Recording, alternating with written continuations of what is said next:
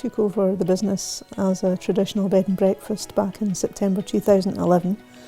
Our aim was to convert it into a hostel and planned within 3 years to be the best and greenest small hostel in Scotland. We've tried to look at a whole range of things really. Part of it's come as a necessity with the business. We got tricked into a really bad energy contract pretty much as soon as we took over.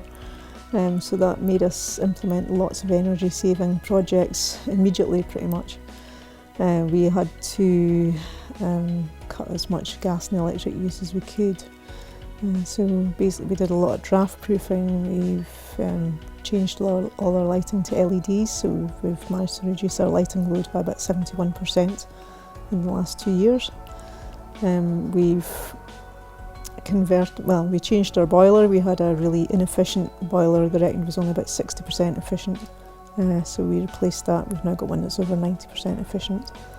Yeah, one of the big costs, both monetary and environmental, when we started here was in the laundry. A lot of our stuff went out to a commercial laundry, a lot of the bedding and the towels. So what we've done is, as equipment died on us, we've changed to basically the best energy efficient equipment we could get for our money. So we now have a AAA rated washer and a commercial gas dryer, both of which have reduced the cost significantly. We do a lot of more laundry in-house. We've gone from big heavy cotton towels to ones that take about a third less energy to dry. We've moved to using ecologically friendly washing products as well, and doing wash at a lower temperature. So all of these things between them just have helped us make our laundry more sustainable and cheaper to run. Yeah, we aim to get the green guests in really. We make it clear on our website we're a green hostel, and we try and put as much environmental information on it as we can. When the guests do arrive, we also make the green speak part of the introduction really. We show them the recycling facilities in the kitchen and the bedrooms. We just encourage them to recycle as much as possible.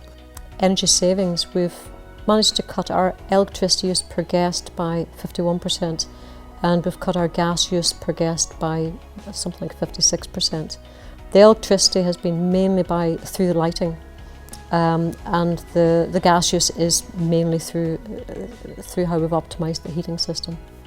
When we set up the business, we picked a few areas that had very obvious resource benefits, but we found that we were concentrating on energy use and waste.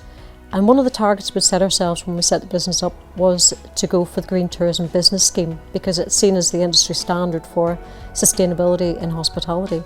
And I have to say, the first time I looked at what was involved in it, I was a bit put off, because I suddenly realised it can be quite challenging if you want to go for gold, and we did want to go for gold. Realised that it wasn't just energy and it wasn't just waste. It looked at waters, it looked at your grounds, biodiversity, chemical storage, travel, working with your local community. And I didn't know how I was going to tackle all of these areas. It was a bit daunting. But the Green Tourism Business Scheme it's been really, really good framework for making us raise our game. The thing that we liked about it was very well structured. It was very easy to understand, but I think where it really stood out was the guidance that they gave you. They gave you lots of suggestions of things that you could do, and it was up to you to decide which of them suited your business.